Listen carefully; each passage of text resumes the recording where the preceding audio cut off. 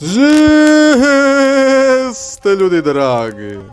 Hvala svima na svemu što ste mi dali, odnosno na svoj podršci koju ste do sada dali za moj kanal. A danas ću snimak posvetiti imenima boljitka sa korijenom bolj ili ti bol.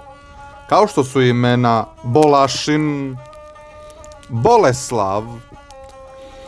To ime je jedno od imena koje se ne smatra više srpskim, iako je u srednjem vijeku postojalo kao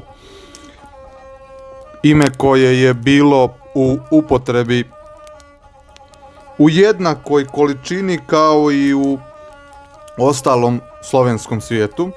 Boletam, Bolimir, Bolin, Bolislav, Bolkom, Bolej, Boloj, Boloje.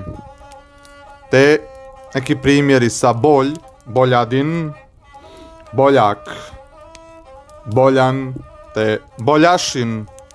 Bolje brat, da bude bolji svome bratu, neka je bolji svome bratu. Bolje drug, neka je bolji svome drugu ili druželjubiviji. Bolje slav, te bolje tam, bolješam, boljilom, boljuš, te neki primjeri ženskih imena s tim istim korijenom, kao što je ime Boleslava, koja je bila isto također često u upotrebi, mislim, ne često sad ono baš da je bilo stalno u upotrebi, ali kao i u ostatku slovenskog svijeta. To je najbolji primjer tog imena ženskog koji je bio više u upotrebi. Zahvaljujem se, ljudi, na slušanju i gledanju mojih snimaka.